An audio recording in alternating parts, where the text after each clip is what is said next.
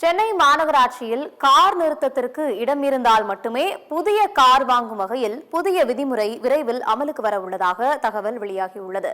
புதிதாக கார் வாங்குபவர்கள் காரை பதிவு செய்யும் போது அதற்கான பார்க்கிங் இடம் இருப்பதை உறுதி செய்து அதற்கான சான்றை இணைப்பதை கட்டாயமாக்குமாறு தமிழக அரசு சென்னைக்கு ஒருங்கிணைந்த போக்குவரத்து ஆணையம் பரிந்துரைத்துள்ளது.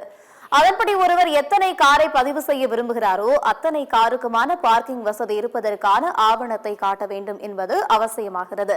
மேலும் குடியிருப்பாளர்கள், மால்கள், அடுக்குமாடி குடியிருப்புகள், அலுவலகங்கள் என அனைத்து இடங்களிலும் பொதுமக்களுக்கான பார்க்கிங்கை உருவாக்க வேண்டும் எனவும் 20% மின்சார கார்களின் சார்ஜிங் ஸ்டேஷனுக்கு ஒதுக்க வேண்டும் எனவும் சென்னை பெருநகர போக்குவரத்து ஆணையம் தமிழக அரசுக்கு பரிந்துரைத்துள்ளது.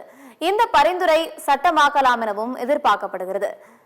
இந்த சட்டம் அமலுக்கு வந்தால் சொந்தமாக பார்க்கிங் இடம் உள்ளவர்கள் மட்டுமே கார் வாங்க முடியும். பார்க்கிங் இடம் இல்லை என்றால் கார் வாங்க முடியாது என்பதால் கார் வாங்குபவர்கள் அதிர்ச்சியடைந்துள்ளனர்.